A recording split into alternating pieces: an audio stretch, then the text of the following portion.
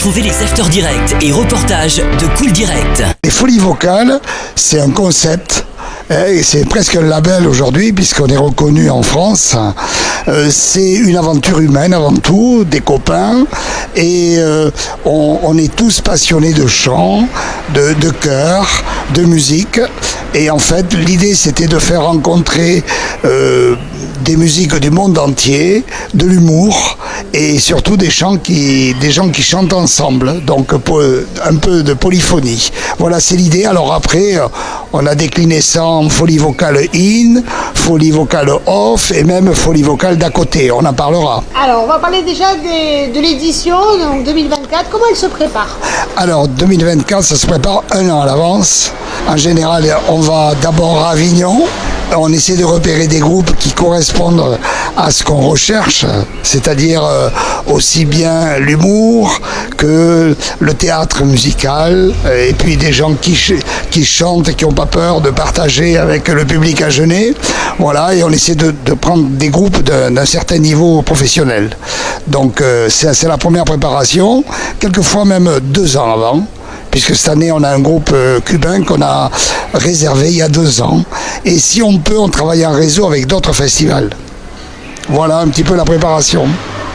Alors, les dates de ce festival?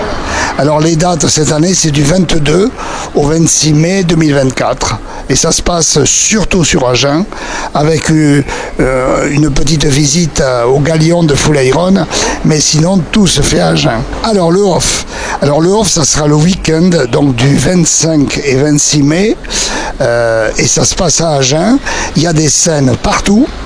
Il y a un village, on va appeler ça le village gourmand, qui se trouve place de la cathédrale, où là on a de la musique de midi jusqu'à 22h non-stop, avec du jazz, avec de la salsa, avec de la musique antillaise et avec des chorales qui s'enchaînent. Et pendant tout ce temps, eh bien, on peut déguster soit des petits repas, et comme il y a de la musique du monde entier, eh bien, il y aura de la cuisine du monde entier, puisqu'il y a de la cuisine réunionnaise, la cuisine de Maori, et puis de la cuisine aussi occidentale, hein, puis des crêpes, et puis voilà. C'est un peu le public que nous recherchons, c'est un public familial. Voilà. Et les spectacles, ils sont, on va dire, d'un très bon niveau, d'un très haut niveau, mais toujours ouverts à tous les publics, à tous les âges.